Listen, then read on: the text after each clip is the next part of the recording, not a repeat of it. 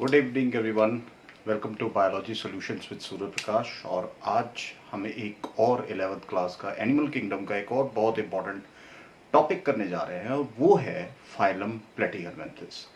Last time अगर आप last lecture देखेंगे तो हमने फाइलम टीनोफोरा कहा था और जिसमें हमने ये देखा था कि वो ऑर्गेनिजम्स क्या है, दे आर कॉम जेलीज, है ना। और उसमें कुछ हमने करेक्टर्स भी पढ़े थे।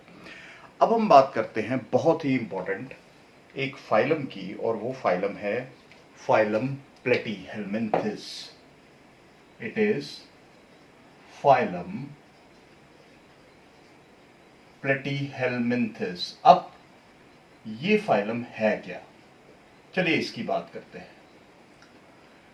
देखो, ये सारे के सारे जितने भी आप ये एनिमल्स आज यहाँ देखेंगे, इनको हम कुछ पार्ट्स पे करेंगे और मैं फाइलम प्लेटीहेलमिन्थेस को जहाँ तक मुझे लगता है कि 2 या 3 पार्ट्स में ख़त्म होगा, क्योंकि इसमें चीज़ें ही बहुत सारी हैं। तो चलिए बिना टाइम वेस्ट किए हम इसको शुरू करते हैं। फाइलम प्लेटीहेलमिन्थेस, अब इसका मतलब क्या है? देखिए, अगर इसके मीनिंग की बात की जाए ना, प्लेटीज, प्लेटीज मीन फ्लैट, और हेलमिन्स, हेलमिन्स मीन्स वर्म्स।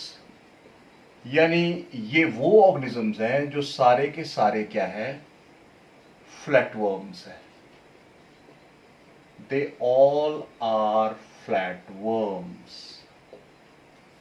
ये हमें जानने की जरूरत है। पहली चीज, पहला करेक्टर तो यही है कि ये सारे के सारे फ्लैट है। और वो फ्लैट कैसे हैं? देखिए, दे आर डॉर्सोवेंट्रली फ्लैटेंड। अब कुछ जो वर्ड्स हैं उनके मीनिंग हमें अच्छी तरह से पता होनी चाहिए। डॉर्सोवेंट्रली फ्लैटेंड, लीफ लाइक ऐसे भी हो सकते हैं और रिबन लाइक हो सकते हैं। देखिए, यहां हमें ये 3 तरह के ऑर्गेनिजम्स अगर देखा जाए तो सिंपल हमें इस तरह के ऑर्गेनिज्म दिखाई देते हैं। अब वो कैसे होते हैं? डॉर्सोवेंट्रली फ्लैटेंड क्या होता है? जैसे आप हम ऐसा कह सकते हैं कि एक बैलून में अगर हम पानी भरें तो वो क्या होता है, इन्फ्लेटेड हो जाता है। लेकिन जब हम उसमें से पानी निकाल दें तो एकदम से पिचक जाता है। उसके दोनों अगर ये सरफेस देखें तो आपस में मिल जाते हैं। It is called dorsoventrally flattened. जैसे एक पेपर होता है ना, कॉपी का कोई पेपर या बुक का कोई पेपर अगर हम देखते हैं, वो डॉर्सोवेंट्रली फ्लैटेंड है। लीफ देखते हैं, वो भी डॉर्सोवेंट्रली फ्लैटेंड होता है। तो इसीलिए हम यहाँ कहते हैं कि डॉर्सोवेंट्रली फ्लैटेंड है, लीफ लाइक है या रिबन लाइक है। अब ये कैसे ऑर्गेनिज्म होते हैं? हमें एक डायग्रामेटिक, वही बात आ गई कि डायग्राम तो ड्रॉ होगी। अगर मेरा लेक्चर है तो डायग्राम पक्का ड्रॉ होगी। अब जब हम बात करते हैं इसके, तो चलिए हम एक ऑर्गेनिज्म ले लेते हैं जिसका नाम है प्लैनेरिया, जो बड़ी ही कॉमन एग्जांपल है इसके बीच में। और अगर हम इस प्लैनेरिया को देखें ना, तो देखिए यहां पर आपको ये ऑरिकल्स है, ये इसका हेड रीजन ड्रॉ हो रहा है। और इसके साथ साथ अगर हम देखें तो ये इसकी बॉडी है, तो डॉर्सोवेंट्रली फ्लैटेंड है।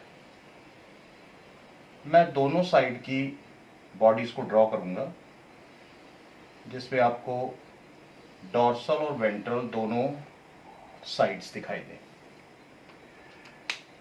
देखिए यहां पर ये इसके कुछ पार्ट्स हैं। चलिए हम जल्दी से इसको ड्रॉ कर लेते हैं ताकि आगे की कहानी हम जल्दी से ख़त्म कर सकें। और यहाँ पर हमारे पास क्या है? There is a pore called gonopore. यहाँ पर हमारे पास एक गोनोपोर है।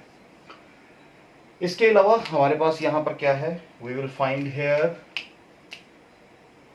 The eye spots. ये हमारे पास आई स्पॉट्स है। तो ये एक ऐसा स्ट्रक्चर है जो हमें ये इसकी शेप के बारे में पूरा सब कुछ बता देगा। ये इसका वेंट्रल सरफेस है जो नीचे मैंने ड्रॉ किया है, ये इसका सरफेस है। तो ये इसका डॉर्सल सरफेस है। चलिए हम ये ले लेते हैं, दिस इज डॉर्सल सरफेस। ये डॉर्सल सरफेस है और इसके साथ साथ ये इसका वेंट्रल सरफेस है। अब ये क्या है ये कहानी तो आपको अब आगे जाकर ही पता लगेगी। ये इसके आई स्पॉट्स हैं। अब कहने का मतलब ये नहीं है कि ये कोई देखने में मदद करते हैं, ये कुछ और काम करते हैं, इसकी भी बात करेंगे। और ये हमारे पास ऑरिकल्स है इसके। And this is the structure of planaria. ये एक सिंपल स्ट्रक्चर है किसका? प्लेनेरिया का। चलिए अब हम आगे चलते हैं। अब इसके बाद आ जाता है हमारा नेक्स्ट पॉइंट जो बहुत ही इंपॉर्टेंट है, वो है कि इसका हैबिट और हैबिटेट कैसा है। हम पॉइंट वाइज ही लेंगे क्योंकि पॉइंट वाइज पढ़ना थोड़ा सा ना मेरे हिसाब से इजी होता है। हैबिट एंड हैबिटेट दोनों चीजें ले लेते हैं। आदतें क्या हैं और रहता कहां है। देखो आदतें तो इसकी अगर देखा जाए तो ये किस तरह का है यह भी हमें पता लग जाएगा। देखिए सबसे पहली बात कि ये फ्री लिविंग है, दोनों तरह के हैं, फ्री लिविंग भी है एंड पैरासाइट्स भी है। दोनों तरह के ऑर्गेनिज्म यहां पाए जाते हैं, ये हमें जानने की जरूरत है। फ्री लिविंग भी है और पैरासाइट्स भी है। और जब हम इनके फ्री लिविंग की बात करते हैं, अगर हम इन फ्री लिविंग की बात करें तो फ्री लिविंग जो है they are also found in terrestrial habitats, यानी लैंड फॉर्म्स भी हैं एंड एक्वेटिक फॉर्म्स भी है, दोनों हैं। और एक्वेटिक में अगर देखा जाए तो फ्रेश वाटर भी और मैरीन भी। तो यहां फ्री लिविंग फॉर्म्स जो है आपको दोनों जगह मिलेंगी, टेरेस्ट्रियल भी और एक्वेटिक भी। इसके साथ साथ अगर पैरासिटिक फॉर्म्स की बात की जाए तो मोस्टली ये एंडोपैरासाइट्स होते हैं। मोस्टली एंडोपैरासाइट्स आपको मिलेंगे जो बॉडी के अंदर होते हैं, तो इसकी भी बात हम करेंगे। इसके बाद हमने शेप की बात कर ली, बॉडी फॉर्म की बात कर ली। अब हम चलते हैं नेक्स्ट एक और पॉइंट की तरफ, वो है हमारी सिमेट्री। चलिए पहले सिमेट्री ही ले लेते हैं। देखिए ये पहले ऐसे ऑर्गेनिजम्स हैं, ये पॉइंट बड़ा इंपॉर्टेंट है। These are the first organisms having bilateral symmetry. Very important. अभी तक आपने किसी भी फाइलम में बाइलेटरल सिमेट्री नहीं देखी, लेकिन यहां जब हम बात करते हैं ना देवता, ये याद रखिएगा, ये पॉइंट बहुत ही इंपॉर्टेंट है। First animals having bilateral symmetry. तो ये चीज आपको समझ आनी चाहिए। यानी यहां पर लेफ्ट एंड राइट साइड्स हैं, एंटीरियर एंड पोस्टीरियर साइड्स हैं। हम बाइलेटरल सिमेट्री में पढ़ चुके हैं। एक एनिमल को हम एक ही एक्सिस से, वर्टिकल एक्सिस से, एक ही एक्सिस से हम उसको दो भागों में काट सकते हैं। We can divide an organism from only one plane and that is vertical plane. और वर्टिकल प्लेन से एक ही एंगल से काट सकते हैं, और वो ताकि दो हिस्सों में इक्वल डिवाइड हो जाए। उसके लेफ्ट और राइट साइड भी हो, उसके एंटीरियर पोस्टीरियर भी हो, और उसके डॉर्सल और वेंट्रल भी हो, जहां तक आपको मैंने यहां बता दिया। बाइलेटरल सिमेट्री देखो एक बड़ी समझने की बात है। जब यहां मैंने लिख दिया है कि डॉर्सल एंड वेंट्रल सरफेस, तो रेडियल तो हो ही नहीं सकती, बाइरेडियल तो हो नहीं सकती, तो कौन सी होगी? ये पढ़ चुके हम बेसिक्स में। ये चीज जितने भी स्टूडेंट्स हैं, जितने भी हम लोग टीचर्स भी हैं, क्यों समझ आती है? समझ ही इसीलिए आती है क्योंकि जब हम इन चीजों को नोट करेंगे ना, जब यहां लिखा है डॉर्सल सरफेस और वेंट्रल, इसका मतलब बाइलेटरल, और ये पहले ऑर्गेनिज्म है, और ये नीट का बहुत इंपॉर्टेंट पार्ट है, बहुत ही इंपॉर्टेंट पार्ट है। इसको याद रखिएगा। मैं इसको रेड डॉट दे देता हूं, बहुत इंपॉर्टेंट पार्ट है, फर्स्ट एनिमल्स। अब इसके बाद हम बात कर लेते हैं इसकी जर्म लेयर्स की, साथ साथ ही इनकी बात कर लेते हैं। जब हम जर्म लेयर्स की बात करते हैं तो फिर से इंपॉर्टेंट है, फिर से इसको रेड डॉट दे देते हैं। वो रेड डॉट क्यों देना है? क्योंकि कुछ तो इंपॉर्टेंट है भाई, है ना। कहीं भी रेड निशान लगा होता है तो हम समझ जाते हैं कुछ ना कुछ तो है। तो यहां पर भी रेड निशान का मतलब क्या है? What is the meaning? Meaning is they are the first animals having triploblastic nature. Triploblastic nature, that is, कहने का मतलब अब इसमें 3 लेयरें हैं। आउटर पहले भी पढ़ चुके हैं, कौन सी होगी भाई?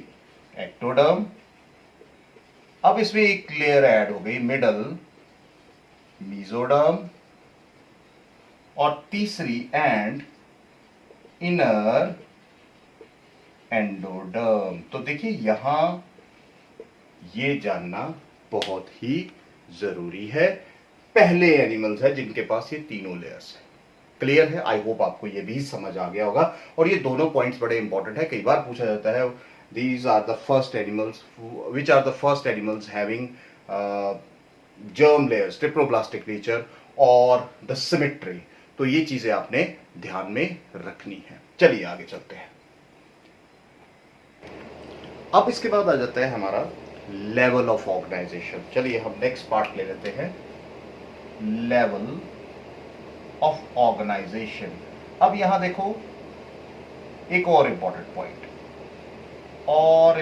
पॉइंट, ये पहले ऐसे ऑर्गेनिजम्स हैं जिनके पास क्या है, primitive type of organ level of organ system level. हम कहेंगे कईयों में ऑर्गन लेवल भी होता है, ऑर्गन लेवल भी ठीक है, organ system level of organization. तो देखिए यहां पर भी एक और इंपॉर्टेंट पॉइंट है। अब यहां समझने वाली बात क्या है कि यहां पर एक चीज आ गई है। अगर आप यहां देखें तो कैरेक्टर्स में कंप्लेक्सिटी होती जा रही है, अब कॉम्प्लेक्स नेचर होती जा रही है, तो ये समझना पड़ेगा। अब जैसे जैसे हम आगे बढ़ रहे हैं, फाइलम पॉलीफेरा से हमने स्टार्ट किया था, सिलेंट्रेटा किया, टीनोफोरा किया, अब कंप्लेक्सिटी बढ़ती जा रही है। तो हमें भी थोड़ा सा वो जिसको कहते हैं कि अपने माइंड को अब वो बढ़ाना पड़ेगा, कंपैरेटिव स्टेटमेंट भी करनी पड़ेगी। तो कंपैरेटिव नेचर यहाँ हमें दिख रही है। अब दूसरी चीज हम एक और कैरेक्टर की बात करते हैं और वो है सिविलाइजेशन। अब वो भी इंपॉर्टेंट है। क्यों मैं ऐसा कह रहा हूं कि सिविलाइजेशन की जरूरत है? सिविलाइजेशन क्या है कि बॉडी को डिवाइड किया गया है इनटू रीजन्स। सिविलाइजेशन का मतलब क्या होता है? The body is divided into certain regions, head, thorax, abdomen और सिफेलोथॉरैक्स, एब्डोमेन। किसी तरह से हर एक ऑर्गेनिज्म को अलग अलग किया गया। अगर ह्यूमंस की बात करें तो head, neck, thorax and abdomen. तो यहां क्या है कि सिविलाइजेशन होती है, इट इज प्रेजेंट। और अगर बात की जाए प्रेजेंट क्या है, तो यहां सिविलाइजेशन क्या है? Head is present. देखिए समझिए इस बात को, यहां हेड प्रेजेंट होता है, क्लियर हेड प्रेजेंट होता है, जिसके पास कुछ सेंस ऑर्गन्स भी होते हैं जिसकी हम बात करेंगे। अभी हम फिलहाल इसको यहीं तक रखेंगे कि हेड प्रेजेंट होता है, माउथ भी होता है। कहां होता है वो बात की बात है, वो हम देखेंगे कि कहां होता है। अब उसके बाद सिविलाइजेशन के बाद आ जाता है हमारी कुछ एक और पॉइंट है जो बहुत इंपॉर्टेंट है, वो है अपेंडेजेस।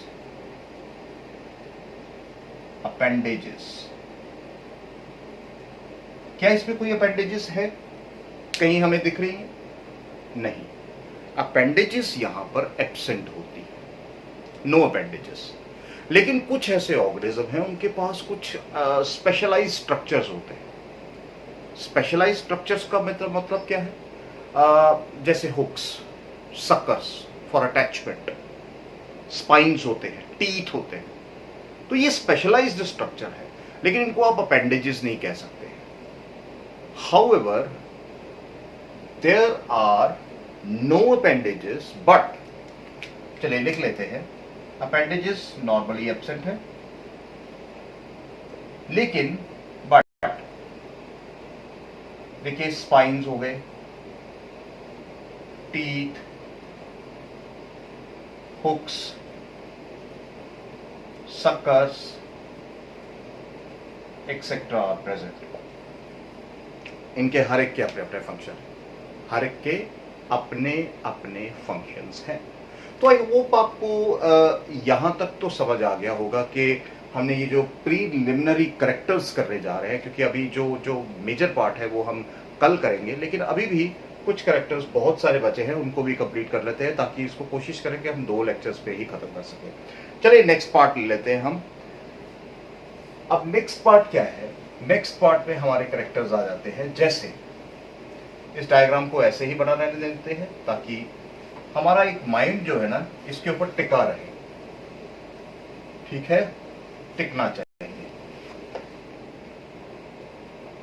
अब इसके बाद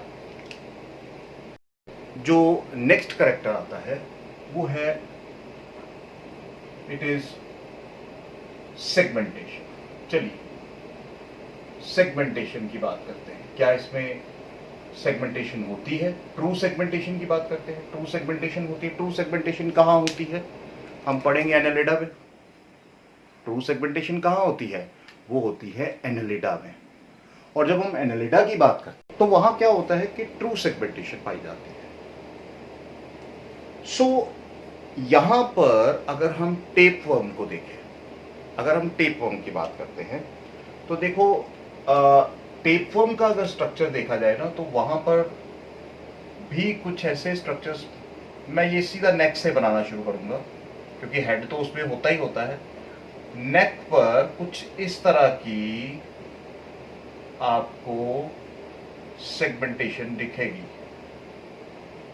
और फिर आगे जाके ये बढ़ती जाएगी। तो मैं थोड़े से सेगमेंट्स बनाऊंगा, अलग अलग तरह के होते हैं, लेकिन इनको हम अल्टीमेटली हम इनको क्या कहेंगे? ट्रू सेगमेंट्स नहीं कहते। सो कहने का मतलब क्या है? सेगमेंटेशन एब्सेंट, वो सिर्फ एनालिट्स में पाई जाएगी। आगे जाके हम देखेंगे वो सिर्फ एनालिट्स में पाई जाएगी। उसको हम कहते हैं मेटामेरिक सेगमेंटेशन, मेटामियर फॉर्मेशन होती है। Understood my point? तो वहां ही आप इतना याद रखिए, क्योंकि जब जो कहानी जब बोलनी है तभी बोलनी चाहिए। यहां हमने बस इतना याद रखना है कि इसकी बॉडी जो है सेगमेंट्स में डिवाइड नहीं होती, हालांकि दिखाई देती है। अगर आप इसको देखें, टेपवर्म के इस नेक पोर्शन से नीचे वाले बॉडी के पार्ट को देखें तो आपको ये लगेगा कि ये सेगमेंट्स में डिवाइड है, लेकिन ऐसा नहीं होता। पूरी तरह से बॉडी ट्रू सेगमेंटेशन नहीं होती। हम ऐसा कह सकते हैं कि there is pseudo segmentation, pseudo segmentation होती है। और ये जो स्ट्रक्चर्स होते हैं, ये जो बनते हैं छोटे छोटे, आपको ये बॉक्सेस जैसे जो दिखाई दे रहे हैं, these are strobila formation. These segments are known as strobila. अलग अलग तरह के ये स्ट्रोबिला होते हैं। और the process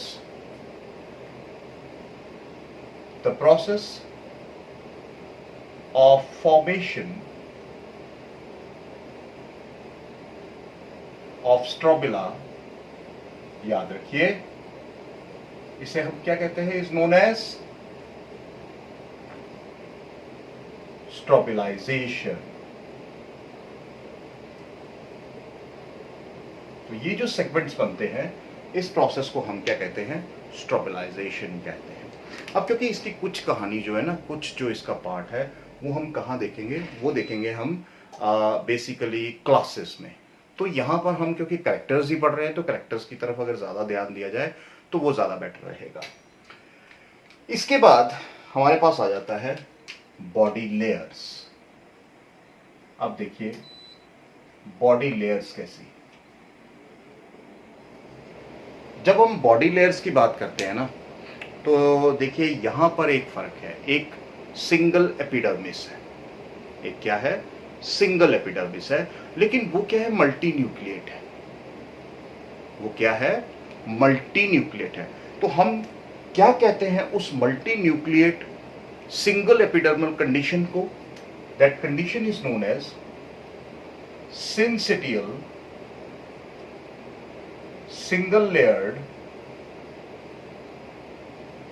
single layer of epidermis is present. Epidermis is present over the muscle layer. Over the muscle layer. देखो यहां सबसे इंपॉर्टेंट चीज है कि मसल लेयर होती है यहाँ, यानी इसके अंदर एपिडर्मिस है, ये बाहर वाली, और इसके नीचे मसल्स है। एपिडर्मिस इसके ऊपर पड़ी है and it contains, single cell contains many nucleus. अगर एक सेल के पास एक से ज्यादा न्यूक्लियस पाए जाते हैं तो हम उसे सिंसिटियल कंडीशन कह सकते हैं, जैसे ह्यूमन मसल्स भी जो है उनसे सिंसिटियल होते हैं। सो अब उसके बाद हम बात करते हैं कि मसल्स जो है, देखिए यहाँ मसल्स भी तीन तरह के हैं। अगर देखा जाए ना तो मसल्स भी यहाँ तीन तरह के हैं, और वो तीन मसल्स कौन से हैं? सबसे बाहर वाले मसल्स होते हैं, आउटर। देखिए आउटर मसल जो है वो सर्कुलर होंगे, आउटर सर्कुलर मसल्स होंगे। और अगर मिडल देखा जाए, मिडल मसल कैसे होंगे? ऑब्लीक मसल्स होंगे। और जो इनर मसल्स होंगे वो कैसे होंगे? They are longitudinal muscles.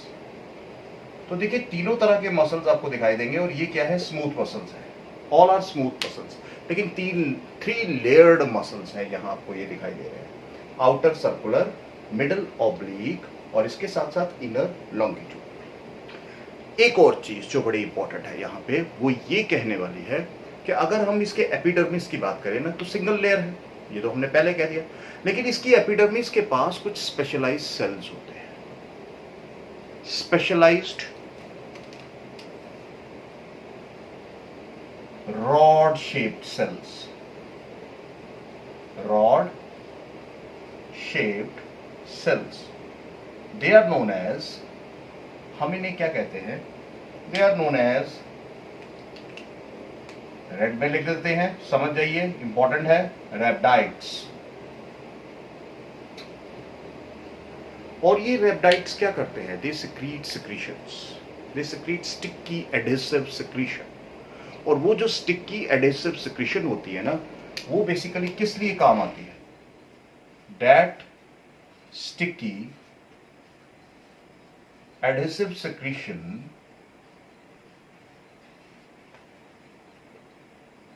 Helps in food capture, food capture में हेल्प करती है।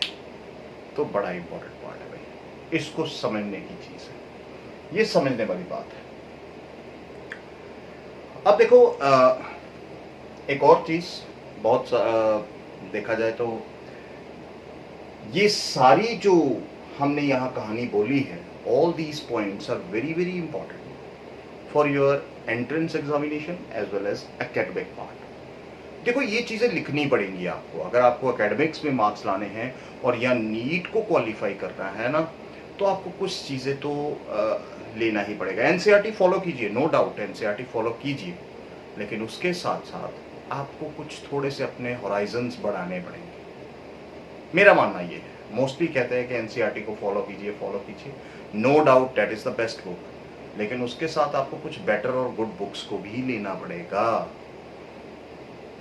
तभी आपको ये चीजें क्लियर होंगी। क्योंकि there is no information about the reptiles in the NCERT, है ना।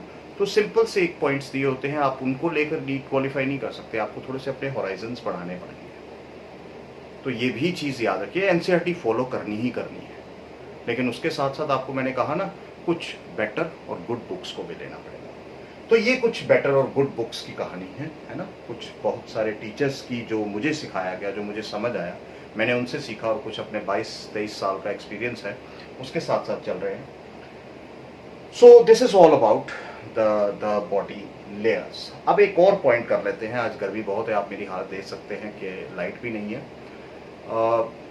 अब हम बात करते हैं नेक्स्ट पॉइंट की, और वो नेक्स्ट पॉइंट, एक पॉइंट और ले लेते हैं, बाकी कल करते हैं इसका second part, that is silo.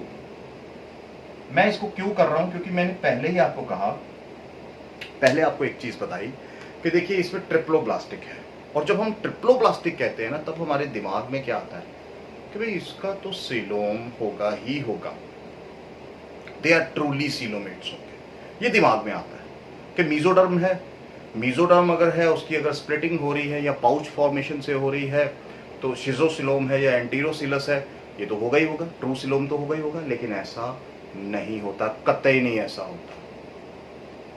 The coelom here is, remember, absent,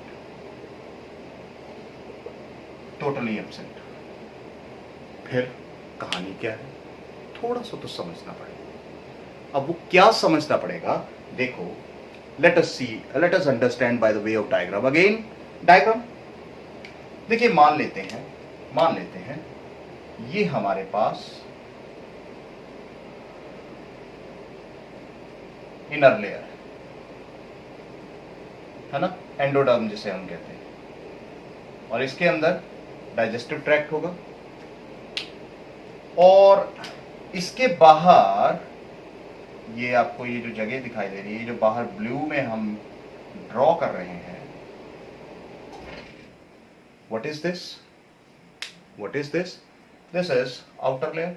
चलिए इस आउटर लेयर को भी ड्रॉ कर लेते हैं, ये आउटर लेयर बना लेते हैं।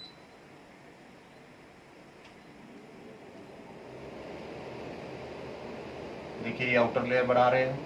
देखो ये समझना जरूरी है, हालांकि ये बेसिक्स में मैंने करवाया हुआ है, लेकिन फिर भी करना जरूरी है। अब यहां देखो, हमने ये 2 लेयर्स ड्रॉ कर ली हैं और तीसरी भी यहां ड्रॉ है। ये जो अंदर वाली है ना, ये जो सबसे अंदर ये जो कैविटी दिख रही है, this is the digestive tract, ये डाइजेस्टिव ट्रैक्ट है। और सीलोम की डेफिनेशन भी क्या है, सीलोम की डेफिनेशन ही हम कहते हैं space between the digestive tract and the body wall, that is actually basic cavity है। और ये हमारी बॉडी वॉल है, बाहर वाली। अगर देखा, जैसे हम कहेंगे दिस इज द एक्टोडर्म, और ये हमें बीच में ये जो स्पेस दिखाई दे रही है, ये बेसिकली क्या है, ये हमारी होती है मेसोडर्म लेयर, ये मेसोडर्म है। और सबसे अंदर वाली ये जो रेड में हमने ड्रॉ की है, चलिए इसको भी देख लेते हैं, ये है हमारी एंडोडर्म। अब एक बात ये है कि मेसोडर्म लेयर जो है ना, यहां तो प्रेजेंट है, लेकिन मैंने लिखा है एब्सेंट है। ये तो कहानी बड़ी देखा जाए तो मुश्किल हो रही है हमें समझने में। जब मैं 11th में था, मुझे भी थोड़ी सी देयर वाज डिफिकल्टी, लेकिन जैसे जैसे थोड़ा सा हमारे टीचर्स अच्छे थे, हमने अपना दिमाग लगाया कि है क्या चीज़, तो फिर समझ आने लगा। एंड लेट अस अंडरस्टैंड यहाँ होता क्या है इन प्लेटीहेलमिन्थेस में, कि ये जो लेयर है जो हमें यहाँ दिखाई दे रही है, मैं इसको, दिस इज होल मेसोडर्म। लेकिन ये मेसोडर्म जो है, ये कैसी हो जाती है, इट बिकम्स सॉलिड। ये कैसी हो जाती है बेटा, सॉलिड हो जाती है, इट बिकम्स सॉलिड। क्यों सॉलिड हो जाती है, क्योंकि it forms a spongy connective tissue. This mesoderm is basically converted, यही लेयर जो है वो कैसी हो जाती है, मैं यहां पॉइंट लिख देता हूं, मेसोडर्म ए कनेक्टिव टिश्यू, और वो भी स्पॉन्जी कनेक्टिव टिश्यू। वो स्पॉन्जी कनेक्टिव टिश्यू जो है, नोन एज, हम उसे क्या कहते हैं, parenchyma. That is known as parenchyma. जो हम कहते हैं ना, there is a space in platyhelminthes that is known as parenchyma, having fluid called parenchymal fluid. तो देखिए ये वही टिश्यू है, वही कनेक्टिव टिश्यू है जो बेसिकली मेसोडर्म से ही बना होता है, सॉलिड होता है, ये कोई स्प्लिटिंग नहीं होती। क्योंकि मैंने पहले ही कह दिया कि अगर कहीं पे भी सिलोम आपको दिखता है, कहीं पे भी सिलोम होता है, सिलोम का मतलब है ये मेसोडर्म लेयर है, ये स्प्लिट हो गई। तो ये जो बीच में आपको स्पेस दिख रही है, दैट इज बेसिकली सिलोबिक कैविटी, जहां सारे ऑर्गन्स होते हैं। अब यहां क्या हुआ, यहां तो सेपरेट हुई नहीं, ये थोड़ी सी सॉलिड हो गई, क्योंकि ये किस में बदल गई, कनेक्टिव टिश्यू में, स्पॉन्जी टिश्यू बन गया। और इसी के अंदर जो फ्लूइड था, that fluid is parenchymal fluid. और वो जो पैरेन्काइमल फ्लूइड है, let us write down here, इसके अंदर क्या है, एक fluid which is known as parenchymal fluid. और ये जो पैरेन्काइमल फ्लूइड है इसका काम क्या है? इसका काम है ट्रांसपोर्टेशन ऑफ मटेरियल्स। तो इसका मतलब क्या हुआ कि सर्कुलेशन ऑफ मटेरियल्स किसकी वजह से हो रही है? इसी पैरेन्काइमल टिश्यू की वजह से, इसी पैरेन्काइमा की वजह से। तो सिलोम अगर देखा जाए तो सिलोम एब्सेंट है, but there is a cavity, there is a space, और there is a basically tissue which is known as parenchyma. और कई बार बुक्स में ऐसा भी लिखा हुआ है, there is a space called parenchyma having parenchymal fluid. और समझ लीजिएगा कि वो पैरेन्काइमा क्या है? It's the product of mesoderm. It is basically formed of mesoderm, और ऐसा कह सकते हैं it is the conversion of mesoderm into a spongy tissue known as parenchyma. तो बहुत कुछ लिख सकते हैं, बहुत कुछ है हमारे पास, कहने को भी बहुत कुछ है। आई होप आपको यहां तक की जो कहानी है, जो इसके प्रीलिमिनरी कैरेक्टर्स हैं जो हमने करने थे, वो आपको समझ आए होंगे, है ना। हमने बहुत कुछ किया, सिफिलाइजेशन, सेगमेंटेशन, अपेंडेजेस कर लिया, हेड कर लिया, तो बेसिक हमने तो सारा समझ लिया है, अब हमें पता तो चल गया है। अब जो आगे की कहानी है ना, इसके ऊपर जो सिर लगाना है हमने टेपवर्म के ऊपर, और यहाँ ये जो डोगेशिया है, डोगेशिया के आगे जो डॉर्सल और वेंट्रल सरफेस में कहाँ माउथ है, कहाँ गोनोपोर है, कौन से ऑरिकल्स है, कौन से द आई स्पॉट्स हैं, फ्री लिविंग फॉर्म्स में कौन से सेंसरी ऑर्गन्स होते हैं, एंडोपैरासाइट्स में क्या है, ये सारी कहानी जो है क्लासेस तक हमें पूरी कवर हो जाएगी। और नीट पार्ट और एडमिट पार्ट, आई होप हो सकता है 3 पार्ट्स बन जाए फाइलम प्लैटीहेलमिन्थेस के, कोई फिक्र नहीं। आई होप आपको ये समझ आया होगा। डू फॉलो, है ना, डू फॉलो दीज लेक्चर्स, और ताकि और ज़्यादा अच्छा कर सके। आज हमारी हालत थोड़ी आप देख रहे हैं कि गर्मी बहुत ज़्यादा है, लाइट गई है, पर फिर भी टाइम काफ़ी हो गया रात का। तो आई होप हम जल्दी मिलेंगे इस नेक्स्ट लेक्चर के साथ। Thank you very much.